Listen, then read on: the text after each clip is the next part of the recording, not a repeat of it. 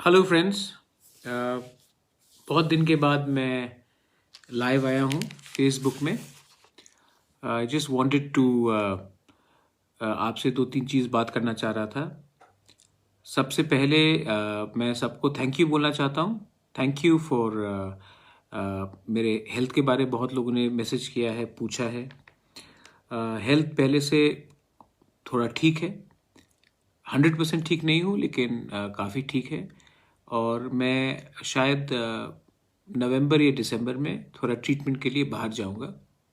लेकिन अभी मेरा दरकार है मेरे स्टेट में, मेरे तिप्रसा लोगों को, हमारे स्टेट के लोगों को। और इस समय मैं अपने हेल्थ को प्रायोरिटी देकर अपने तिप्रसा को भूल नहीं सकता हूँ, छोड़ नहीं सकता हूँ। तो मुझे लगा कि अब अगले एक महीने में एक मेडिकल प्रिस्क्रिप्शन में जाऊंगा। उसके बाद मैं अपना फुल ट्रीटमेंट ठीक तरीके से शायद नवंबर के अंत में जब नगर पंचायत का इलेक्शन हो जाए उसके बाद मैं जाकर ठीक से कराऊंगा। मैं आपसे दो तीन चीज़ में बात करना चाहता। सबसे पहले थैंक यू फॉर, आप लोगों ने इतना क्वेश्चंस मुझे, आपने इतना मुझे विशेष भेजा, गेट वेल सून। मैं जानता हूँ कि मेरा हेल्थ ठीक नहीं है और मैं ये भी जानता हूँ कि आज जो मैं फ़ाइट कर रहा हूँ, मैं जानता हूँ कि ये फ़ाइट मैं पूरा ज़िंदगी नहीं कर सकूँगा। लेकिन जब तक मेरे पास दम है, हिम्मत है, मेरे पास जोश है, मैं अपने ग्रेटर तिप्रलैंड के लिए, अपने तिप्रसा के लिए फ़ाइट करते रहूँगा। ये मेरा एक मोटिवेशन है और मैं ये करते रहूँगा। तभी भी आपने जो प्यार दिया है उससे मुझे मालूम पड़ता है कि इंडिया में महाराजा लोग रहे नहीं अब। There is no maharajas in India. लेकिन आपके दिल में आज भी हमारे परिवार बुबागरा के लिए, महाराजा के लिए सम्मान है, इज्जत है। और उस इज्जत से मुझे शक्ति भी मिलता है। आपका प्यार, आपका आशीर्वाद मुझे बहुत ताकत भी देता है और शक्ति भी देता है। और जब हम लोग एक दूसरे से लड़ते हैं तो मुझे खराब भी बहुत लगता है, क्योंकि मैं पॉलिटिक्स में दिल से नहीं आया हूँ। मैं आया हूँ क्योंकि मुझे अपने तिप्रसा लोगों के लिए एक कॉन्स्टिट्यूशनल सोल्यूशन चाहिए। और ये कॉन्स्टिट्यूशनल सोल्यूशन मैं अगर अपने स्वार्थ से देखा, मैंने एमएलए बन के या मंत्री बन के या एमपी बन के, तो वो मुझे मिलेगा लेकिन मेरे तिप्रसा लोगों को कुछ नहीं मिलेगा।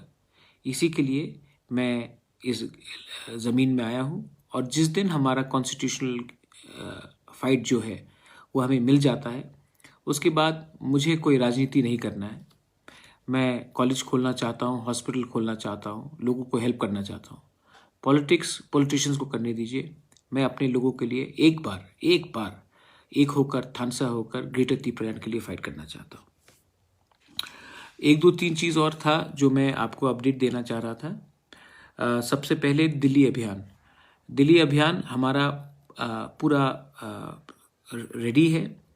गवर्नमेंट ऑफ इंडिया हमें नहीं दे रहा है परमिशन 200 से ज़्यादा लोगों को इकट्ठा करने जंतर मंतर में। इसी के लिए हमने ये दिल्ली अभियान को फर्स्ट वीक ऑफ नवंबर के बाद हमने रेडी रखा है। ट्रेन भी पूरा बुक हो गया है। हम लोग 1200 लोग दिल्ली जा रहे हैं नवंबर को, फर्स्ट वीक के बाद। कल या परसों मंडे को प्रेस कॉन्फ्रेंस करके हम अनाउंस कर देंगे कौन से डेट में हम लोग दिल्ली अभियान जा रहे हैं। दिल्ली अभियान में हमारा मकसद क्या है?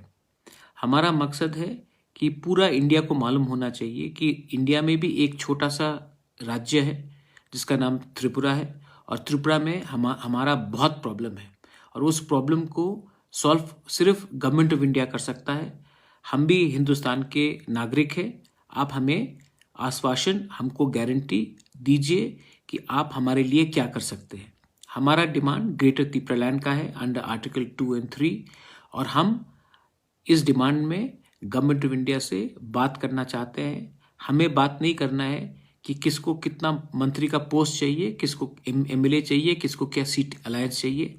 हमें अपने लोगों के बारे बात करना है। हमको अपने बारे, अपने व्यक्तिगत के बारे, हमको क्या मिल रहा है वो उसके बारे नहीं करना है। हमें गवर्नमेंट ऑफ इंडिया से एक कॉन्स्टिट्यूशनल सोल्यूशन चाहिए। ये हमारा दिल्ली अभियान है और इसमें हमने पूरा ट्रेन बुक किया है। 1200 लोग नवंबर के फर्स्ट वीक के बाद हम लोग सब जा रहे हैं।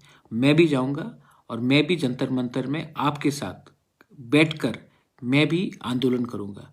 शायद पहला बार है कि रॉयल फैमिली का कोई भी मेंबर जंतर मंतर में खुद बैठकर ग्रेटर त्रिपुरा के बारे डिमांड कर रहा है। बहुत लोग बोलेंगे कि ये राजा महाराजाओं का काम नहीं है, लेकिन मैं सबको एक बात बोलना चाहता हूँ, सबसे पहले मैं त्रिप्रासा हूँ, उसके बाद मैं बुबागरा हूँ। तो ये मैं कभी नहीं भूलूंगा और ये दूसरे लोगों को भी नहीं भूलना चाहिए। दूसरा बात है कि मैंने देखा है कि आजकल बहुत प्रॉब्लम चल रहा है बांग्लादेश में।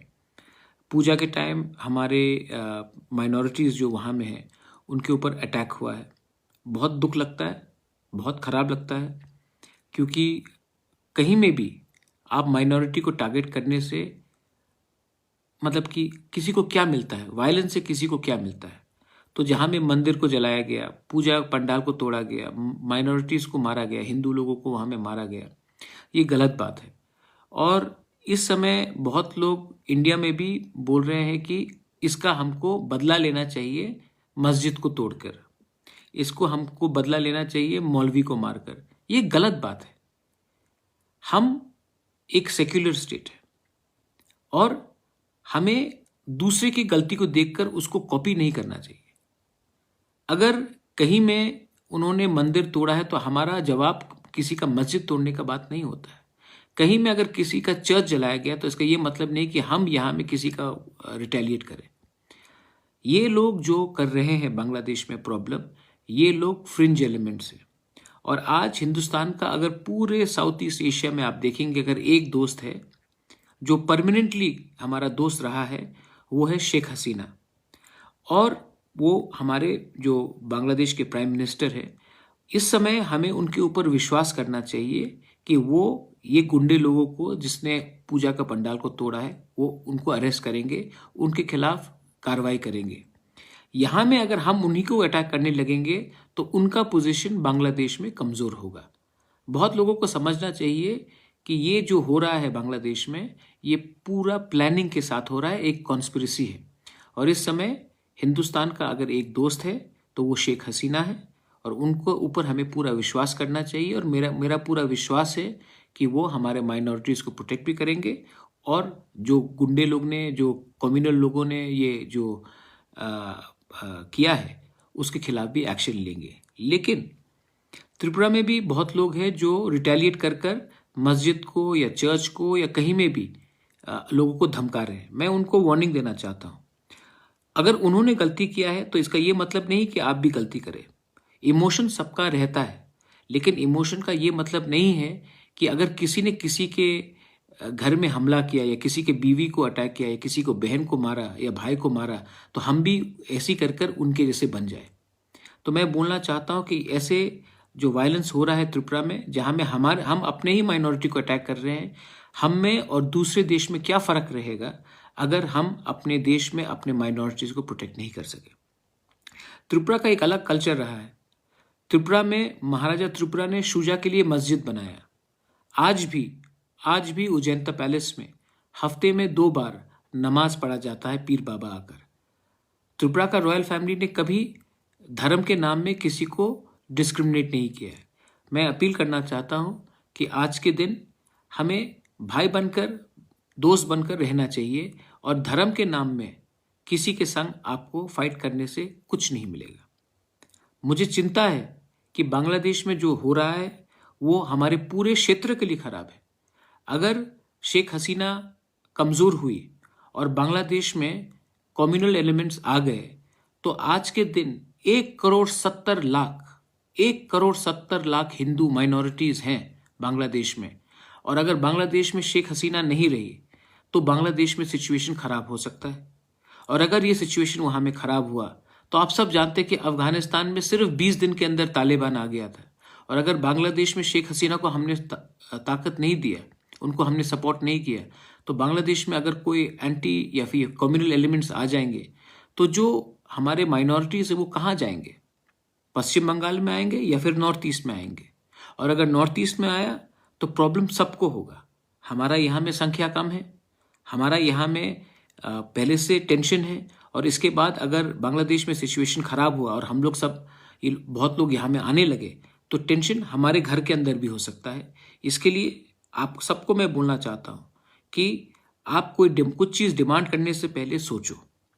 ये सिर्फ इंडिया के लिए नहीं, पूरे रीजन के लिए है। मैं आपको लास्ट में एक बात बोलना चाहता हूँ। हमारा इलेक्शंस होने वाला है नगर पालिका का। तिपरा मोथा ने अपना कमेटी का मीटिंग रखा है और अगले आने 1-2 दिन में हम लोग उसमें भी विचार करेंगे। मेरा मानना है कि जब तक आंचलिक पार्टी, क्योंकि सब लोग बोलते हैं कि आप लोग तो रीजनल पार्टी हो, आप लोग तो जनजाति के पार्टी हो, आप तो बनवासी के पार्टी हो। बनवासी का मतलब क्या है? जो जंगल में रहता है। तो आज का तिपरासा जंगल में नहीं रहता है। आज का तिपरासा जिरानिया में रहता है, आज का तिपरासा बनमालीपुर में रहता है, नंदनगर में रहता है, कृष्णनगर में रहता है, रामनगर में रहता है, अगरतला में रहता है, आज का तिपरासा अम्बासा में रहता है, आज का तिपरासा कुमारघाट में रहता है, आज का तिपरासा साबरू में भी रहता है। तो मुझे लगता है कि पहला बार रीजनल पार्टी को इस बार हमको भी दिखाना है कि हमारा पॉलिटिक्स सिर्फ जंगल में नहीं, हमारा ग्रेटर तिपरालैंड का जो डिमांड है उसमें एक भी तिपरासा का जगह को हम लोग अकेला नहीं छोड़ेंगे। आज तक जो हमारे शहर में तिपरासा लोग रहते हैं, जो टाउन्स में रहते हैं, उनका पास कोई ऑप्शन ही नहीं था। उनको हर इलेक्शन में वोट करना पड़ा फॉर नेशनल पार्टी, क्योंकि हमारे तिपरासा पार्टीज लोग अर्बन इलेक्शंस में लड़ते नहीं थे। अब हमारा तिपरा मोथा इस इलेक्शन में, जो नगर पंचायत इलेक्शन होगा और म्यूनिसिपल इलेक्शन होगा, इस इलेक्शन में हम लोग लड़ेंगे और हम लोग कॉन्टेस्ट भी करेंगे। हम किसी के खिलाफ नहीं हैं। हम भी डेवलपमेंट चाहते हैं, हम करप्शन के अगेंस्ट हैं और हम चाहते हैं कि हम भी पूरे स्टेट को दिखाएं कि हम लोग भी शासन करना चाहते हैं। तो इस बार मैं एक भी तिपरासा का वोट को दूसरे पार्टी में जाने नहीं दूंगा। ये तिपरा मोथा आपका पार्टी है। ये तिपरा मोथा अगर हम फाइट करेंगे तो हम जीतने के लिए फाइट करेंगे और तिपरा मोथा भी इस बार सब सीट पे नहीं, लेकिन जहां में हमारा लोग है हम लोग उसमें कॉन्टेस्ट करेंगे और हम लोग जीतने के लिए कॉन्टेस्ट करेंगे। और जो लोग हमें सपोर्ट करते हैं, बंगालीज हो, मुस्लिम्स हो, मणिपुरीज हो, हिंदुस्तानी वर्कर्स हो, कोई भी हो जो त्रिपुरा को ठीक रास्ते में ले जाना चाहता है, मैं आपको अपील करता हूं कि आपने सबको चांस दिया है। आपने सबको चांस दिया और सबने आपको धोखा दिया है। हमें भी एक बार चांस देके देखिए, शायद हम अलग हों और अगर हम गलत है तो आपके पास और एक मौका आएगा हमें हटाने के लिए। लेकिन अगर आपने उन्हीं लोगों को चुना जिसने पार्टी के नाम में दंगा किया है, जिसने पार्टी के नाम में लूटा है, तो आप अपना भविष्य कभी बदल नहीं सकते हो। ये मेरा मैसेज है। I just wanted to tell you one thing, that we Tiprasa people, the people of Tripura, whether it is Muslims, whether it is Christians, whether it is Hindus, whether it is Buddhists, we believe in a secular state. And I am appealing to all, do not allow fringe elements, communal elements, to do what the communal people are doing in Bangladesh. Do not repeat it in my state of Tripura. And please be very careful. If Bangladesh becomes unstable, there is 1,70,00,000 Bangladeshi minorities right now in that country. And if Sheikh Hasina is weakened because of us protesting against her, then all these people who are minorities tomorrow, if Sheikh Hasina is not there, remember what has happened in Afghanistan. Even in 20 days, Taliban took over. If Sheikh Hasina is weakened, what may happen in Bangladesh will directly affect the Northeast and Bengal, because lakhs and lakhs of people then, if they are insecure, will cross over to India, and our population is small and we will get in further problems and further complication. That's why I'm saying the time for us, for Thansa, for unity is very important. Believe me, we are fighting not for ourselves. Pradyot Manikya अपने लिए fight अब नहीं कर रहा है। मेरा health भी नहीं है, मैं जानता नहीं हूं मैं कितना साल जिंदा रहूं, लेकिन मैं एक बार अपने तिपरासा लोगों को कुछ गवर्नमेंट ऑफ इंडिया से दिलवाना चाहता हूं, और वो मेरे लिए नहीं, हमारे लोगों के लिए है। मैं सबको प्यार करता हूं। I love all of you all. आपने मुझे इतना प्यार दिया है, सम्मान दिया है। मेरा हेल्थ पहले से काफ़ी अच्छा है और मैं आपको बोलना चाहता हूं, दिल्ली तो हम लोग जाएंगे, अभियान तो करेंगे, और उसके बाद हम लोग भगवान करे, बाबा गरिया करे, सुब्राय करे, खुदा ना खास्ता करे, हम लोग आने वाले दिन में जीतेंगे भी। 2023 में हमारा लास्ट फाइट होगा और ये लास्ट फाइट में ये मेरा फाइट नहीं होगा, ये हम सबका फाइट होगा। बेलाइनो हम बाय, धन्यवाद, थैंक यू और कहाम।